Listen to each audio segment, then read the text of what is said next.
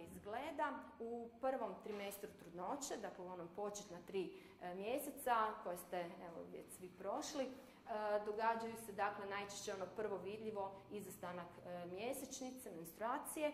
Negdje oko 4. do 6. tjedna dolazi do bujanja i počinju se javljati preosjetljivosti u području dojki.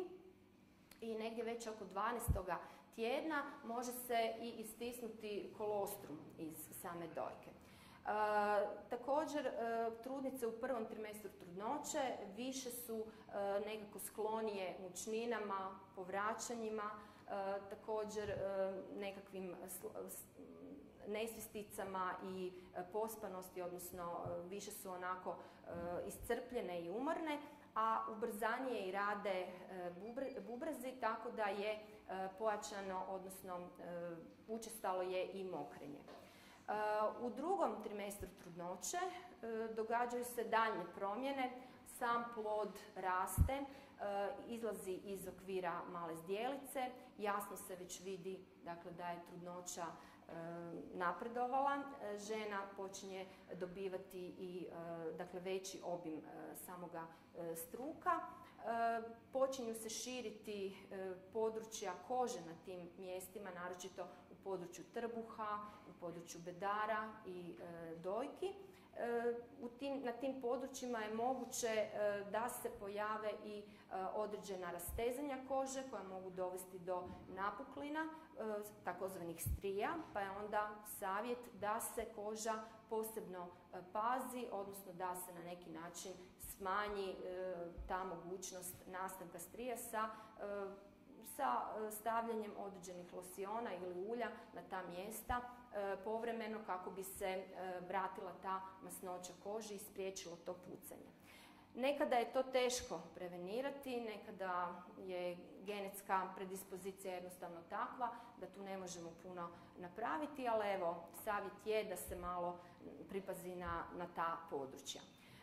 U drugom trimestru također javlja se i pojačana pigmentacija, naročito na mjestima u području areole dojke.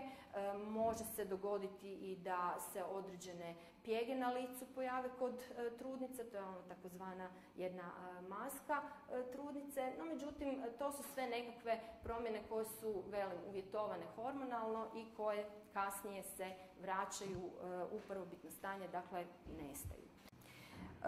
U trećem trimestru trudnoće, dakle, još više plod raste, situacija je još, veći je još trbuh, pritisak je još veći, pritisak i na okolne organe, odnosno crijeva, želudac, ali i na donje dijelove male zdjelice u kome se nalaze krvne žile koje nose cirkulaciju u području nogu, tako da je slabija je ta cirkulacija u području nogu i opet veća je šansa za nastankom tih proširenja vena i otoka tekućine u području zglobova.